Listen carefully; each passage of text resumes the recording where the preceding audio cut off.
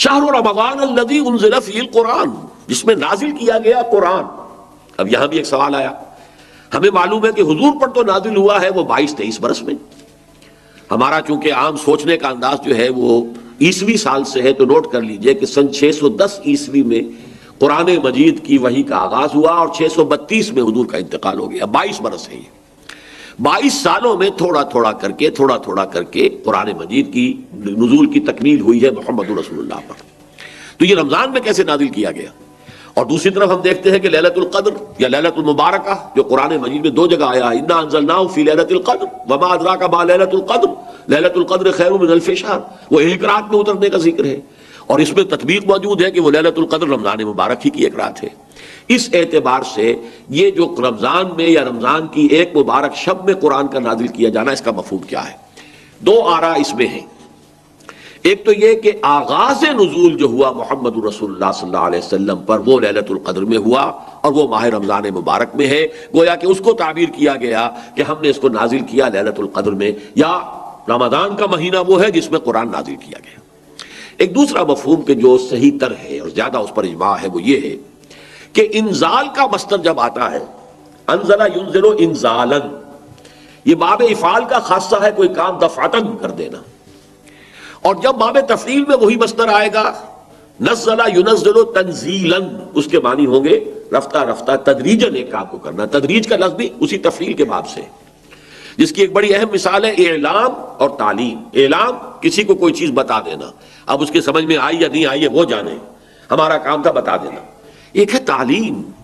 بڑے اہتمام کے ساتھ محنت کر کے کوئی چیز سمجھانی ہے، پھر یہ بھی دیکھنا ہے یہ بات سمجھ میں آ گئی تو اگلی بات سمجھاؤں، اس کے اندر درجہ بدرجہ جو ہے اس کو علم دیا جا رہا، یہ تعلیم ہے۔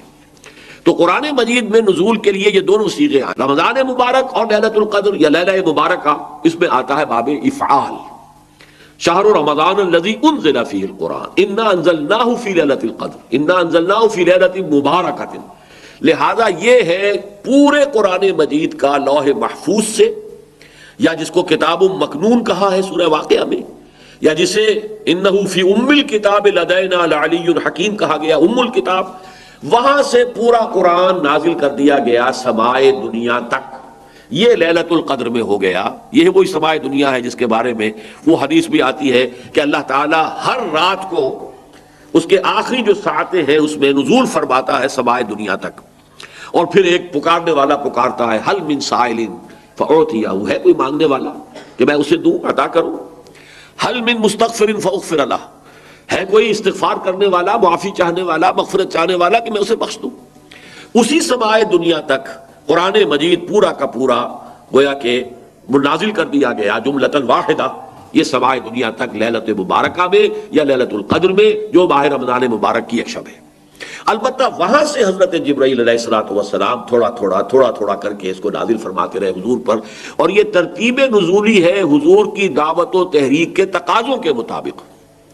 جبکہ جو اصل ہے لوح محفوظ میں اور کتاب مکنون میں اور ام الکتاب میں، وہ ترتیب وہ ہے جس کے ساتھ کہ پھر حضور نے اس کو مرتب کر دیا اللہ تعالیٰ کے حکم سے، ان علینا جمعہ وقرآنہ فاذا قرأناہ فاتبع قرآنہ۔ انزل فیہ القرآن، اور قرآن کیا ہے؟ ھدی للناس وبینات من الھدی والفرقان، یہ بن کر آیا ہے لوگوں کے لیے ہدایت۔ اب یہاں نوٹ کیجئے ذرا، ایک تقابل آئے گا، اسی سورہ بقرہ کے شروع میں فرمایا گیا ہے قرآن کے بارے میں الف لام میم ذالک الکتاب لا ریب فیہ ھدی للمتقین، یہ ہدایت ہے متقیوں کے لیے۔ یہاں فرمایا ھدی للناس، تمام انسانوں کے لیے، تو اس میں مطابقت کیا ہے، تطبیق کیسے ہوگی؟ وہ یہ ہے کہ قرآن مجید اپنی جگہ پر فی نفسہ علی مقامہ تمام انسانوں کے لیے ابد الآباد تک کے لیے یہ ہدایت ہے، رہنمائی ہے، عوام کے لیے بھی خواص کے لیے بھی، عام لوگ ان پڑھ جاہل ان کے لیے بھی، اور بڑے سے بڑے حکیم اور فلسفی اور دانا اور سائنسدان کے لیے بھی۔ اپنے دور میں جب کہ قرآن نازل ہوا اس وقت کے عوام و خواص کے لیے بھی، اس وقت بھی دنیا میں بڑے بڑے فلسفی تھے، ایران میں، ایرانی قوم کی تو گھٹی میں فلسفہ اور منطق پڑی ہوئی تھی، لیکن ان کے لیے بھی ہدایت نامہ قرآن ہی تھا، عام بدوؤں کے لیے بھی ہدایت نامہ قرآن تھا۔ پھر یہ کہ آج اس صدی کے اندر علامہ اقبال جیسی شخصیت، انہیں بھی تو آخر کار جو تسکین حاصل ہوئی ہے، ان کے علم کی جو پیاس بجھی ہے وہ تو قرآن سے بجھی۔ انہوں نے اپنے فلسفے کے لیے بھی سورس جو ہے فلسفہ خودی کے لیے سورہ حشر کی ایک آیت کو معین کیا ہے۔ تو اس حوالے سے یہ ہے تو اپنی جگہ ھدی للناس۔ البتہ اس سے استفادے کی شرط لازم تقویٰ ہے۔ ظاہر بات ہے کہ بھینس کے آگے بین بجائیں تو بھینس کو تو کوئی فائدہ نہیں۔ ابو جہل کو قرآن سے کوئی فائدہ نہیں ہو سکا، ابو لہب کو کوئی فائدہ نہیں ہو سکا، لیکن جس کے دل میں طلب ہوگی، جو چاہے گا کہ ہاں وہ جاننا چاہتا ہوں کہ حقائق کیا ہیں، میں جاننا چاہتا ہوں سیدھا راستہ کون سا ہے، جس کے اندر یہ پیاس ہے، وہ اس کے لیے جو ہے قرآن مجید اس کے لیے ہدایت نامہ ہے، وہ متقین جو ہے ان کے لیے ہے۔ اور اس میں دیکھیے اب ایک ربط جڑ گیا، روزے کی عبادت کی غرض معین ہوئی تھی لعلکم تتقون، اور تقوی شرط ہے قرآن سے استفادے کے لیے، لہذا رمضان مبارک کا مہینہ کہ جس میں قرآن نازل کیا گیا اس میں روزے کی عبادت فرض کر دی گئی تاکہ یہ دونوں چیزیں جڑ جائیں، روزے کے ذریعے سے تقوی پیدا ہو، اور اس تقوی کی پونجی لے کر ایک انسان کھڑا ہو رات کو اور وہ قرآن مجید کی تلقی کی کوشش کرے۔ تلقی کے معنی کیا ہے؟ لقا، ملنا، ملاقات کرنا، اسی سے ملاقات باب مفعلہ ہے، ملاقات،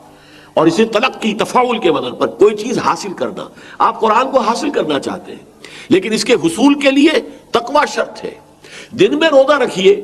جو بھی کوئی رمق آپ کو تقوی کی میسر آئی، جو بھی کوئی آپ کو تھوڑا بہت جو ہے تقوی حاصل ہوا، اب اسے لے کر رات کو کھڑے ہو جائیے تاکہ وہ قرآن کی تلقی کر سکے، قرآن آپ پر نازل ہو سکے۔ بقول اقبال کہ تیرے ضمیر پہ جب تک نہ ہو نزول کتاب، گرہ گرہ کشا ہے نہ رازی نہ صاحب کشاف۔